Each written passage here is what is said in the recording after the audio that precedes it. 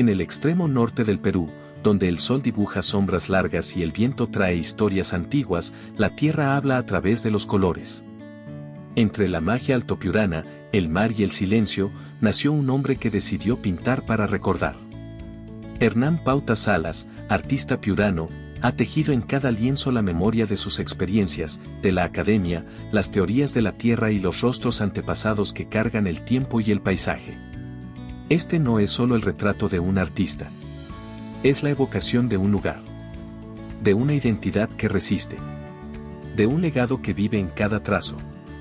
Bienvenidos a Colores de la Tierra, vida y obra de Hernán Pauta Salas. Un viaje a través de la vida y obra de un hombre que convirtió su alma en pintura. Maestro Hernán, ¿cómo empieza usted a vincularse con el arte? Tuve la suerte de nacer en un distrito de la sierra de Huancabamba que se llama San Miguel de Paique. Ahí pasé mis primeros 4 años y medio de vida. Y luego me han traído a Piura. Pero en este lugar, tan hermoso por su vegetación, por el ambiente telúrico, que es un clima muy agradable, pero sobre todo está rodeado de grandes formas que dan la vegetación, las plantas, las rocas, la arcilla, las acequias, y todo este clima fue muy favorable para poder después crear con las meditaciones necesarias y los sentimientos que tuve desde mis primeros inicios. Otro asunto fue también el asunto del hogar, porque mi padre fue un artista autodidacta, prácticamente fue un polifacético en muchas cosas.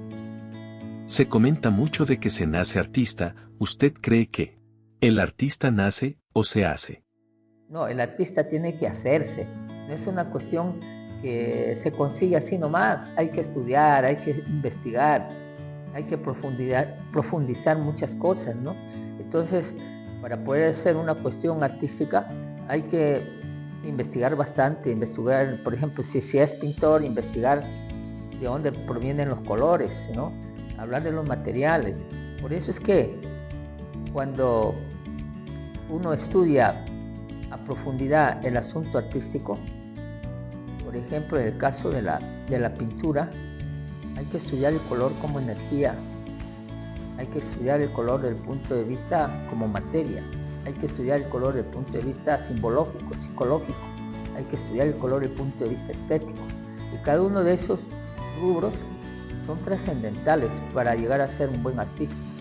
El artista no es una persona, digamos, un poco falsa, que no tiene pensamientos, que no tiene cultura. Es todo lo contrario. Los artistas deben ser intelectuales. Entonces, para ello tenemos que encontrar muchos vectores y razones de profundidad, de donde van a venir nuestras obras, tanto en lo temático, en lo técnico, y de ahí podemos hablar de los estilos, que es una cuestión muy personal, que reúne todos esos aspectos que más o menos les estoy indicando, ¿no? Entonces, un artista verdadero no puede ser cualquier persona.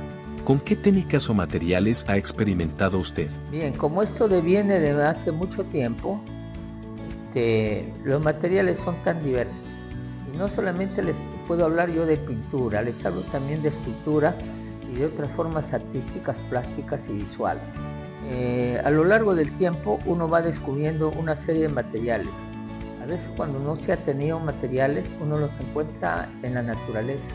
Así como hay una serie de vehículos como pegamentos, colas, gomas, que hacen el aglutinante de un pigmento para pintar, o también se hacen argamasas para hacer esculturas.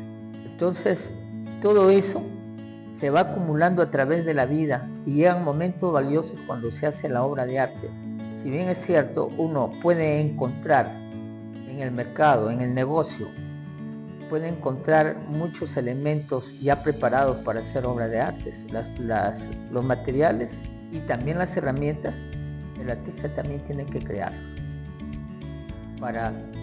Habiendo probado todo eso, pueda en muchos otros momentos hacer obras de repente extraordinarias, que no se consiguen solamente usando una forma material que está a la venta. Claro, hoy en día sí la tecnología nos da cualquier cantidad de materiales para hacer obras artísticas y también herramientas.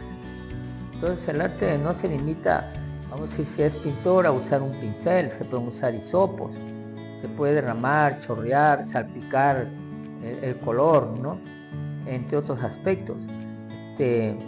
Igualmente sucede con la escultura, ¿no? Hay esculturas que no solamente se puede hacer, la básica es el modelado, la arcilla, sacar moldes, ¿no? Hay otras esculturas que se conocen como los materiales, metales que se pueden soldar, forjar, etcétera, ¿no?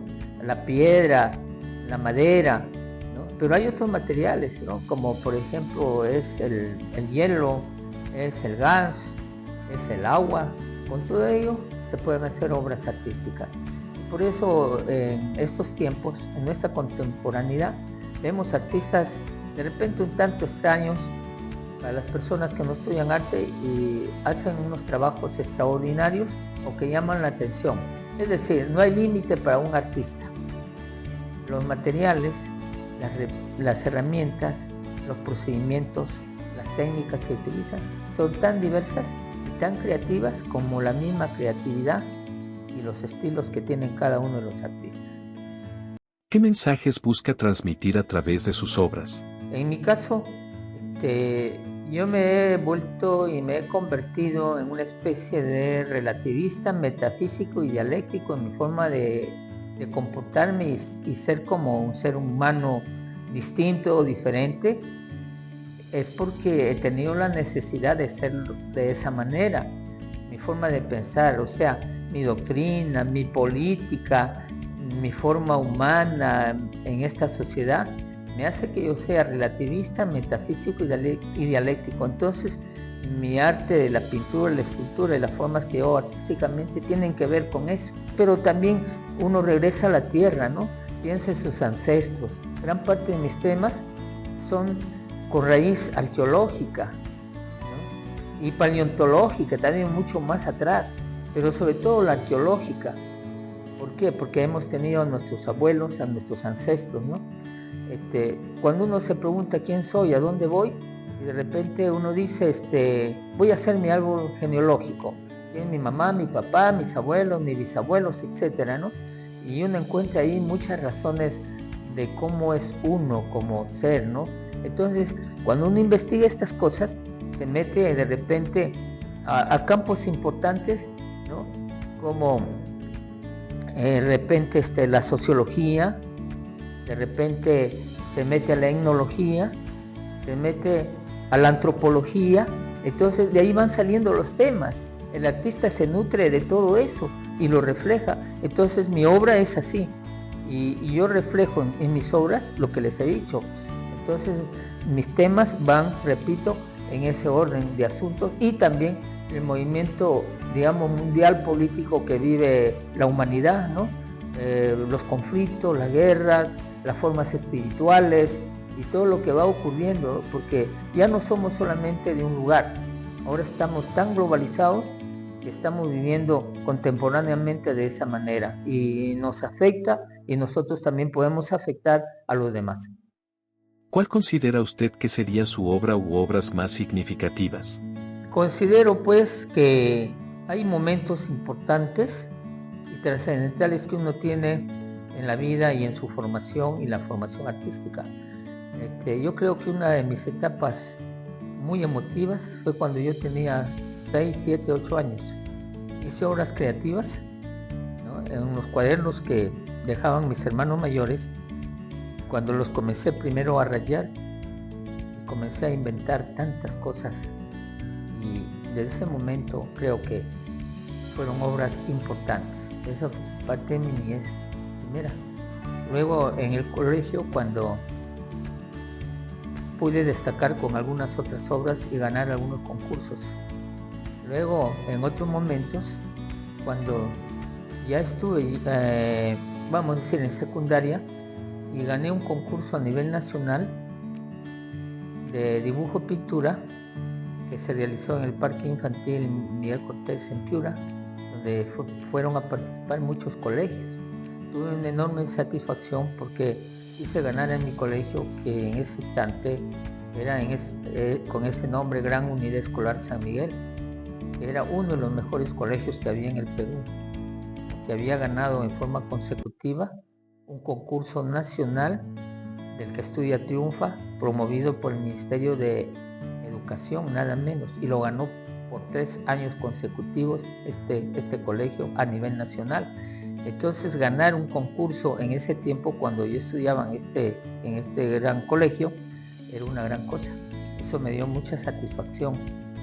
Y luego, cuando ingresé ya a la Escuela de Bellas Artes Ignacio Merino, también gané unos concursos ahí importantes. Pero si hablara de una obra importante, hace ya como 45 años, quizás más, yo hice una obra que le llamé Humanidad. Esa obra tenía una representación de una mujer hermosa, desnuda, sentada en una roca de una playa frente al mar, que sostenía un manojo de varios globos, y los globos terminaban en caras de niños que expresaban distintos estados anímicos y psicológicos, y al mismo tiempo eso significaba que eran las distintas personas o grupos sociales o pueblos que estaban sufriendo, ¿no? Pero en el fondo le daba yo una respuesta. En el horizonte del mar se acercaba un botecito con una luz roja, ¿no? Que venían justamente a recuperar a esta sociedad, a estos niños, ¿no? Y bueno, todo con un fondo tan grande que era justamente el universo lleno de estrellas, ¿no? Esa obra la ejecuté desde un punto de vista simbolista, surrealista y con una motivación realista en cuanto a las formas, pero el significado era mucho más profundo, porque hablaba del símbolo y de las cosas tan extrañas y profundas que uno tiene en cuanto a la creación. Esa fue una de mis obras así importantes, ¿no? Y otras obras con las que he podido ganar concursos, ¿no? Ahora, no se trata solamente de un trabajo puramente artístico para mostrarlo en ese nivel, sino que han habido concursos también de escudos, que yo los he ganado, de banderas, de afiches. Todo eso está en el asunto artístico, ¿no? Importante. Entonces, esas han sido las satisfacciones que tengo, ¿no? Con mi trabajo. Quizás me olvide de muchas otras, pero eso ha sido siempre así. Por eso es que me ha motivado siempre la cuestión artística, que es una cuestión de lucha constante, de muestras interesantes en cada momento, porque un artista verdadero, creo yo, que no debe quedarse con un tema, no debe quedarse con una técnica, sino que siempre debe investigar, siempre debe proponer. Por eso anteriormente hablaba de circunstancias y momentos cuando uno hace obras artísticas. ¿Qué dificultades se enfrentó para vivir del arte en Piura? Bueno, fueron muchas, ¿no? Primero, que hablo de la sociedad. Cuando una persona está en el arte y sobre todo estudia arte en nuestra sociedad, desde antes, hasta ahora todavía queda eso, pero antes todavía era más complicado. Si un joven estudiar arte, la opinión de la gente, a veces en la misma familia, decían, pero ¿por qué estudias arte? Del arte no puedes vivir. Y entonces había una palabra aquí en la sociedad que decía, si estudias arte te mueres de hambre. Frente a todo eso, yo no le hice caso, porque yo tenía una dedicación desde niño, como ustedes saben. Y como les he dicho, yo tenía amor por el arte, pasión por el arte. Quería yo hacer muchas cosas por el arte porque por lo menos conocía levemente a algunos de los grandes artistas de la humanidad, y eso era un gran ejemplo para mí. Cuando llego a la Escuela de Bellas Artes, yo termino la secundaria, voy a la escuela, postulo, ingreso, y otros de mis compañeros de estudios de secundaria se fueron a estudiar distintas carreras. Y un día yo venía viajando de Lima a Piura y me encuentro con uno de ellos. Y me dice, Hernán, ¿qué estás estudiando?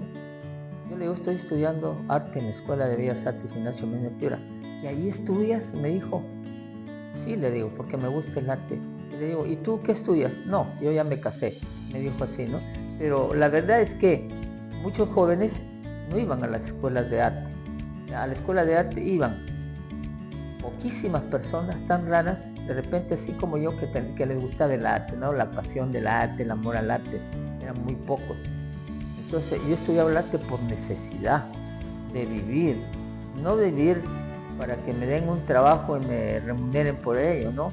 Sino sentir la vida verdaderamente plena como debe sentir un ser humano, ¿no? Yo sabía que el arte tenía pues mucha perspectiva para tantas cosas importantísimas, ¿no? Ser un creador es importante. Entonces, por eso es que tenemos una sociedad desde antes, no es ahora, ¿no? Inclusive que está marcada en las personas que tienen cargos importantes en nuestro país. Creo que desde el presidente, los ministros, hasta rectores, profesores importantes y muchas personas que tienen cargos importantísimos son neófitas en arte. Y hablo del arte en general, no solamente dibujo, pintura, escultura o artes visuales, de la música, la danza, el teatro, la cinematografía, etc. Son bastante ignorantes. Yo les podría dar montones de ejemplos, porque ya vivo aquí en la universidad 29 años y paralelamente tuve un tiempo que estaba también en la escuela y acá, ¿no? En la escuela estuve 22 años, ¿no? Así que les puedo hablar bastante de la educación artística en nuestro país y por ende, digamos, son los resultados de la sociedad. ¿Qué culpa se tienen nuestros abuelos, nuestros padres, cuando después ellos tienen una opinión de repente muy equivocada con respecto al arte, ¿no? Y todas estas autoridades y personas de la sociedad que no hayan dado el verdadero valor y la importancia al arte. Cuando yo he llegado a la conclusión con la edad que tengo, ¿no? Filosofando, que al arte lo sintetizo en 3 palabras: creatividad, libertad y estética. Y eso es nada menos que la misma esencia humana. Todo ser humano tiene que ser creativo en cualquier profesión que tenga. Y cuando se es creativo, se es artista. Se puede ser artista de repente en la química, en la física. Y de ahí nacen los científicos, porque son creativos. En cualquier área profesional. Por eso el arte es fundamental. Debe ser una materia tan importante y tan necesaria en la educación nacional, en todos los niveles: inicial, primaria, secundaria, superior, universitaria. Y esto no sucede. Solamente en algunos sitios ocurre. A veces, el arte no es más que la necesidad de dejar constancia de que estuvimos aquí, que fuimos tierra, piel, mirada. Y que alguien, quizás un niño del futuro, sepa que hubo un hombre que convirtió su alma en color. ¿Nos puede comentar sobre el grupo o grupos que ha formado en su trayectoria? Nunca antes se había formado un grupo artístico, sino era solamente los que estábamos dentro de la escuela de arte, que se hacían exposiciones que llamábamos didácticas, ¿no? Y que le daban cierta importancia, porque la empresa de energía nos iba a la escuela y nos ponía poquitos y cosas así, salía por el periódico, ¿no? Y habían pocas exposiciones, rarísimas, si venía de Lima una, etcétera, ¿no? No habían. Pero ¿qué ocurría en la escuela? Como ustedes conocen la escuela, porque hasta ahora ha quedado esa estela de personas malignas, ¿no? En la escuela, ¿no? Por eso era también la revista Arte y Lucha, ¿no? Estábamos combatiendo para que la escuela mejore, ¿no? Entonces yo pensé que podía crear un grupo para seguir luchando, ya no solamente dentro de la escuela, sino fuera de la escuela. Y por eso yo creé este grupo llamado Felipe Cosío Pomar en Artes Plásticas y Visuales. 1982. Era un tiempo terrible en la escuela porque la quería desaparecer. El mismo Instituto de Arte Nacional de Cultura la quiso desaparecer. Tanto así fue que ya los profesores, los alumnos abandonaban la escuela. De 250 o 300 alumnos que había en aquel entonces, al final nos hemos quedado con 70 alumnos en la escuela, ¿ya? Y otros se la querían llevar porque estaba ya la escuela pedagógica, se la querían llevar allá como un área. Entonces la lucha nuestra era que no se la lleven a ningún. Y y nos quedamos luchando los que realmente amábamos el arte y a la escuela. Si les contaría, todo eso fue tan largo que yo conspiré contra ciertas autoridades, pero no así malamente. Me reunían en el atrio de la Catedral de Piura y después tenía la llave de la Alianza Francesa. Allí me reunía para conspirar y luchar por la escuela. Todo esto no se conoce, porque es historia, ¿no? Entonces, eran esos momentos difíciles de escuela. Por eso es que yo creé el grupo Felipe Cociel Pomar. Y nuestros principios en el grupo es rescatar las artes plásticas y visuales, rescatar la cultura en general de Piura, ¿no? Para universalizarla, trabajar con los jóvenes, ¿no? Para quitar la ceguera del arte a la sociedad piurana y nacional. Esos principios hemos tenido desde el comienzo, ¿no? Y romperle las vidrierías, entre comillas, porque esa es metáfora, ¿no? De los conservadores y de los destructores del arte, del arte y la cultura en general en Piura, y específicamente las artes plásticas y visuales, ¿ya? Porque hay toda una historia que después uno llega a comprender por qué fueron estas razones de hacer la Asociación Cociel Pomar. Y fue una gran cosa porque ya saben ustedes el camino y el derrotero que hemos tenido, y después la secuencia de otros grupos que aparecieron un poco después. Les comento que apareció un grupo casi ahí al año, cuando se enteraron que yo había formado un grupo, ¿no? Algunos profesores, digamos, envidiosos y malignos, no eran todos, formaron un grupo, por su calidad de profesores comenzaron a captar alumnos, pero les pedían dinero, porque eran mafiosos todos ellos, ¿no? Les pedían dinero para formar un grupo. Nuestro grupo era independiente, fuera de la escuela, ¿no? Pero ellos fracasaron, no duró ni el año siguiente, fracasaron. Después subieron otros grupos que se iban perdiendo, y después aparecieron grupos como grupo Piura Tumbes, que algunos de ustedes quizás lo han conocido ya, un grupo llamado Nueva Imagen, que era un grupo de mujeres, que también fracasó después, y así apareció un grupo Norte en Sullana, donde estaba Francisco Mauricio, apareció el taller Genaro Martínez Silva en Catacaos, por los Aquino de Catacaos, y no duró más que 2 años. Después aparecieron otros grupos como Antonio Maro, que creo que todavía existe, y muchos otros grupos que ustedes ya conocen que actualmente están vigentes.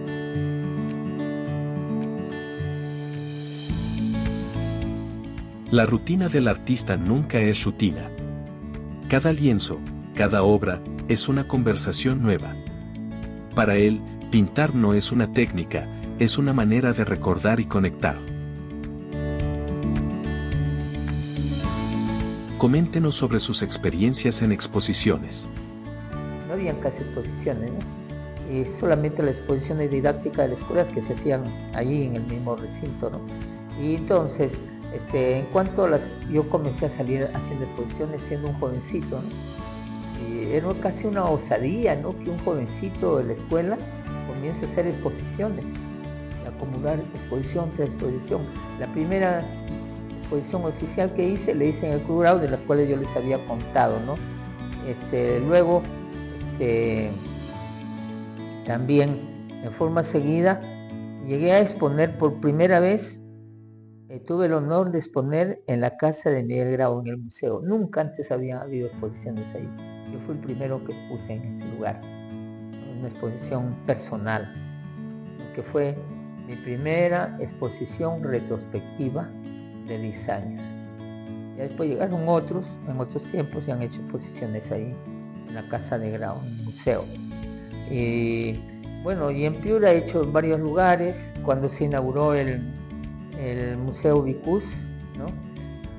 Hubo una exposición de la escuela, yo hice también exposiciones ahí, y exposiciones colectivas con la asociación, luego exposiciones personales.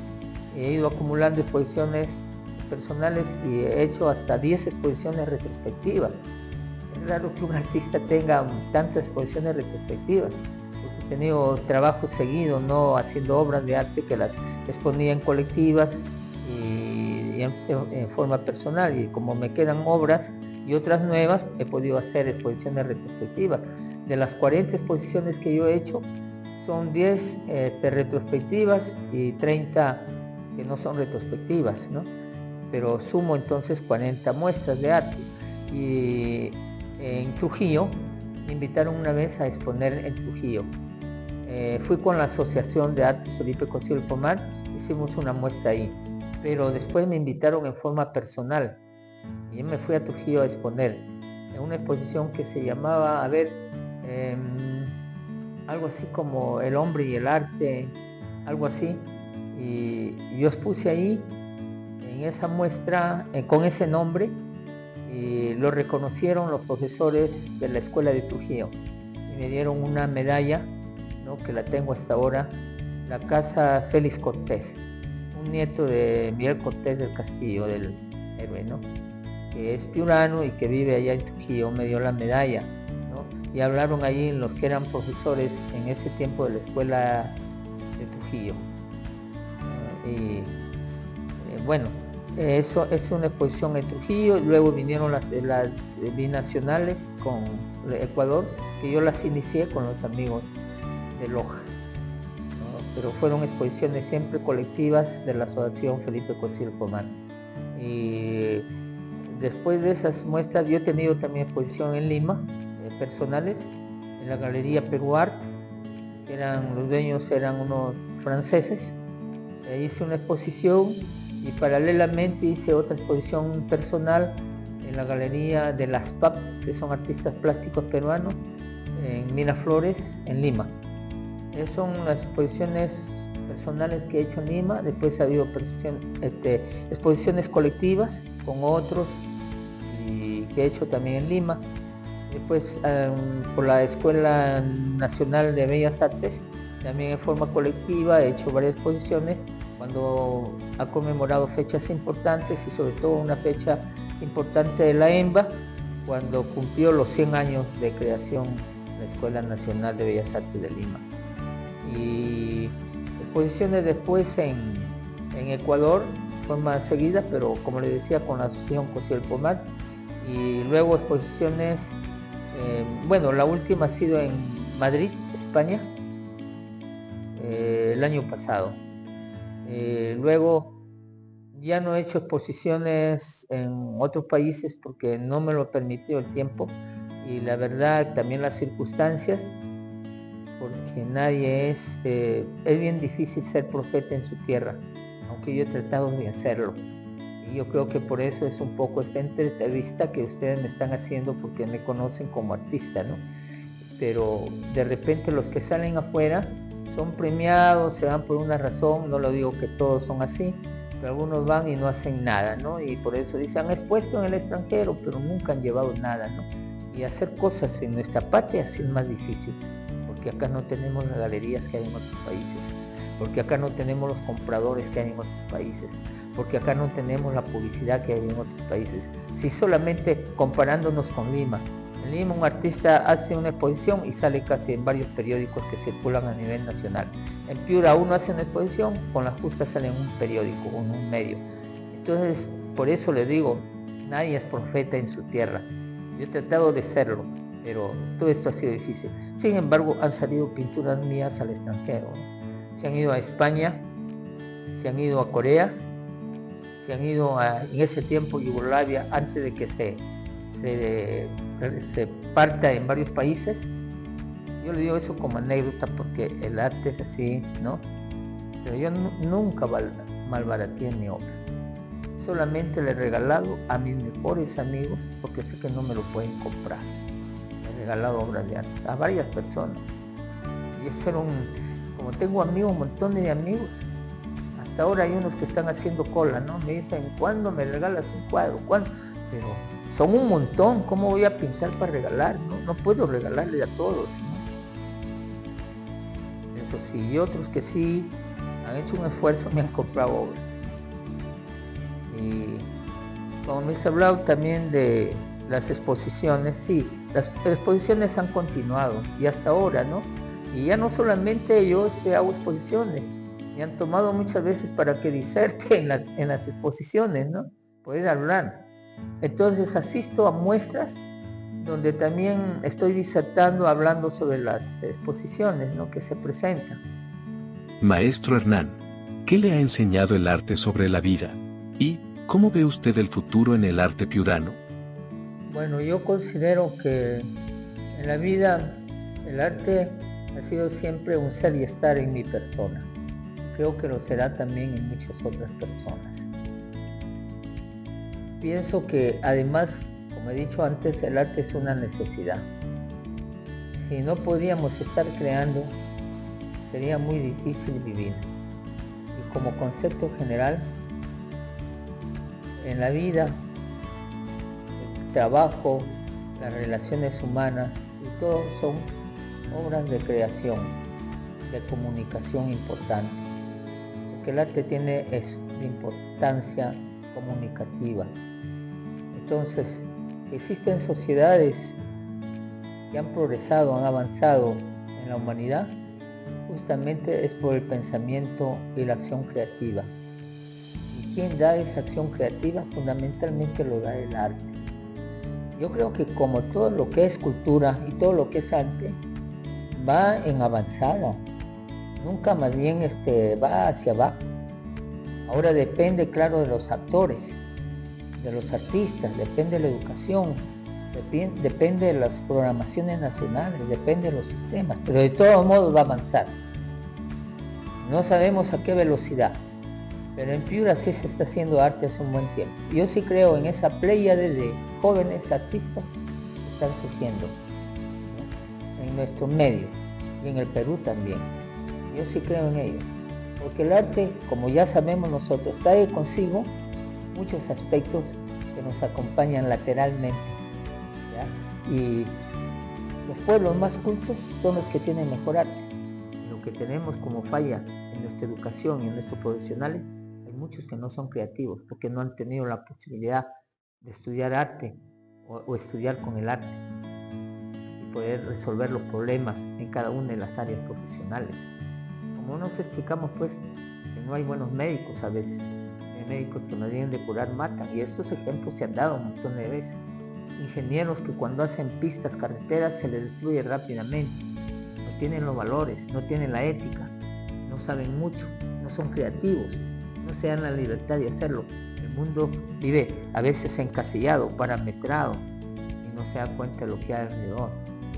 Entonces, el arte sí nos da todo eso, por eso es importante. No fue fácil. Muchos no entendían su propuesta, pero persistió. Expuso en colegios, plazas, centros culturales, en Perú y el extranjero. Ganó el respeto no por buscarlo, sino por merecerlo. Y si pudiera enviarle un mensaje al niño que fue, ¿qué le diría? Bueno, ese niño que soy yo, después de haber pasado muchísimos años, le diría muchas cosas.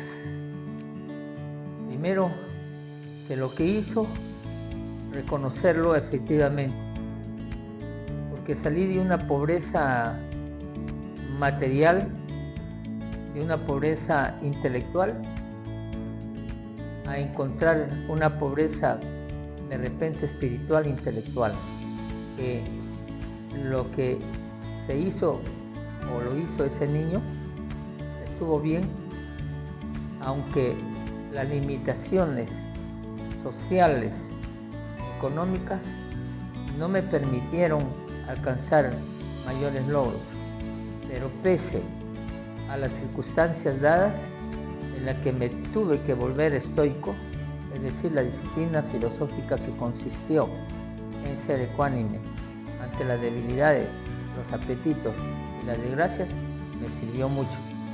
Aunque ahí yo ya era un niño más o menos de 15 a 16 años, estaba pasando esa etapa. Pero cuando se habla de niño, uno también está desde pequeñito, cuando recién nace y comienza a darse cuenta del mundo. Entonces, estuvo bien, creo yo, lo que hizo ese niño cuando sembró por primera vez a los 3 años y medio su plantita de haba o de ají en el sitio donde yo nací, porque eso me llevó justamente a que podía hacer muchas cosas. Y esa es una verdad innegable, que hubiera querido tener yo un apoyo mayor.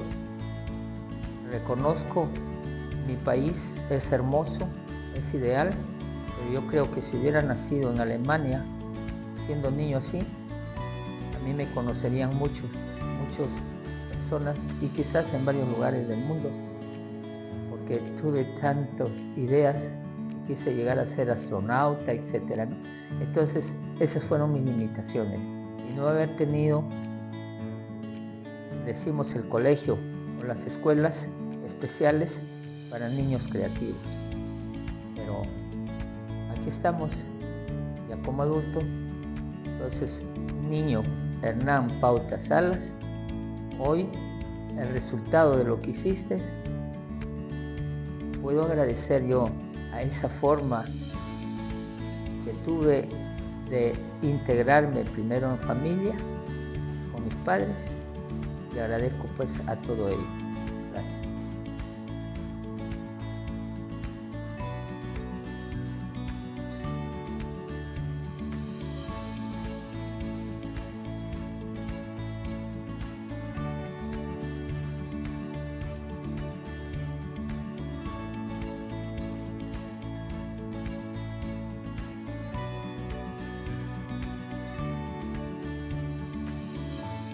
Con Hernán Pauta nos conocemos prácticamente de toda la vida, porque compartimos la infancia, éramos vecinos en la calle Cusco del sur de la ciudad de Piura, calle Cusco, cuadra 11.